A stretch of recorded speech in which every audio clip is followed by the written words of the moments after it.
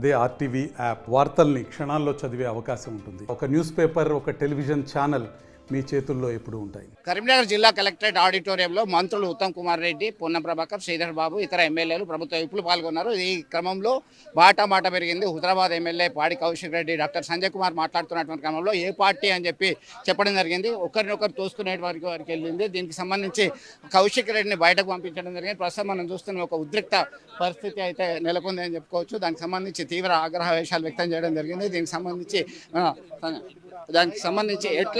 ఎట్లా చూడవచ్చు, దీనికి సంబంధించినటువంటి ఒక డెమోక్రటిక్ సిస్టంలో ఇది కొనసాగింది అనుకోవచ్చు. అది అంటే క్లియర్గా కౌశిక్ రెడ్డి తప్పు లేదు. 15,000 ఇస్తున్నారు, 12,000 ఎదిగిస్తున్నారు. దానికి కారణం చెప్పున్నారు. అంటే క్లారిటీ లేదు. ఉత్తమ్ కుమార్ క్లారిటీ ఇవ్వాలి. ఉత్తమ్ కుమార్ క్లారిటీ ఇవ్వకముందే సంజయ్ కుమార్ మాట్లాడు. డెఫినెట్గా అడుగుతాడు, నువ్వు ఏ పార్టీ అంటే కాంగ్రెస్ పార్టీ అన్నాడు. అని సంజయ్ కుమార్ అంటే జైత్యాల ఎమ్మెల్యే గారు కాంగ్రెస్ పార్టీ ఎందుకు అనాలి? బీఆర్ఎస్ పార్టీ గెలిచిన కాంగ్రెస్ పార్టీ అన్నారు కాబట్టి గొడవ స్టార్ట్ అయింది. నేను బీఆర్ఎస్ అని చెప్పొచ్చు కదా, అది చెప్పకుండా కాంగ్రెస్ కాబట్టి గొడవ స్టార్ట్ అయింది. గొడవ కూడా బాధ్యత సంజయ్ కుమారే. నేను బీఆర్ఎస్ పార్టీ గెలిచింది కాంగ్రెస్ పార్టీ కాదు కదా, బీఆర్ఎస్ పార్టీ అది గొడవ కారణం.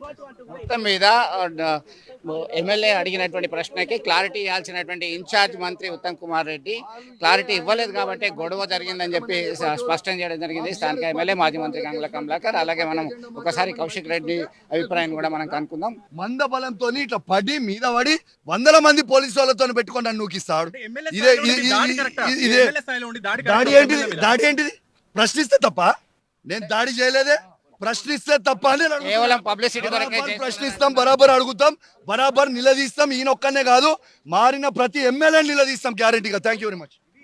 సో మొత్తం మీద ఖచ్చితంగా పార్టీ మారినటువంటి వాళ్ళందరినీ కూడా మేము ప్రశ్నించేటువంటి హక్కు మాకు ఉంది. కేవలం దళిత బంధు రావాలి, ఇతర అవకాశాలు రావాలని చెప్పి కోరినందుకు మా మీద ఇట్లా చేయడం సిగ్గు చేయటం, ప్రజాస్వామ్య వ్యవస్థలో ఇది కరెక్ట్ కాదు అని చెప్పేసి ఆయన ఆగ్రహం వ్యక్తం చేయడం జరిగింది. మొత్తం మీద క్లారిటీ ఇవ్వాల్సినటువంటి ఉత్తమ్ కుమార్ రెడ్డి బయటకు పంపించారని చెప్పేసి టీఆర్ఎస్ ఎమ్మెల్యేలు, ఎమ్మెల్సీ ఆగ్రహం వ్యక్తం చేస్తూ బయటకు వెళ్తున్నటువంటి పరిస్థితి అయితే మనం తాజాగా చూసుకోవచ్చు. విడుదల సుమంత్తో కలిసి చంద్రశేఖర్, ఆర్టీవీ, కరీంనగర్ నుండి. మరిన్ని వీడియోస్ కోసం ఛానల్ ని సబ్స్క్రైబ్ చేయండి. లేటెస్ట్ అప్డేట్స్ కోసం వాట్సాప్ ఛానల్ ని ఫాలో అవ్వండి. ఆ లింక్ డిస్క్రిప్షన్ లో ఉంది.